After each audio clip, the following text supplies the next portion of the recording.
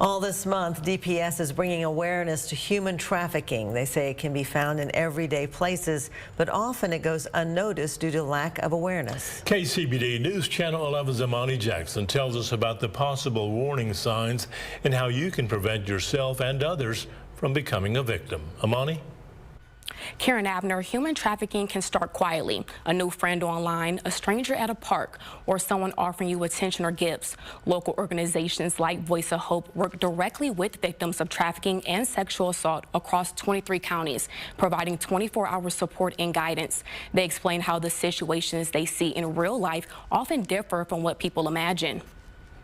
You know, we've all seen the movie Taken, and so we think that it looks like that. And can it happen like that? It absolutely can. But what we see here locally is through force, fraud, and coercion. Those are the manipulative methods that traffickers will use. Mary Duenas, Chief Program Officer, say victims aren't always isolated. They may seem to be living a normal life, allowing you to see them every day in places like your grocery store, church, or school. And their experiences aren't always visible. Our survivors will tell us the door was never locked.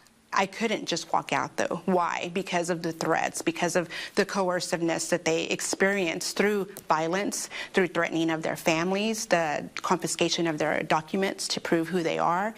And so a lot of times those threats might be unseen that we don't normally see, so we might see them out in the community. A big part of prevention is a simple conversation, Mary says. Parents and caregivers should stay involved, especially as children and teens navigate social media, including AI-generated accounts or fake profiles. Kids may want to be social media influencers, follow strangers, or share more than they realize online.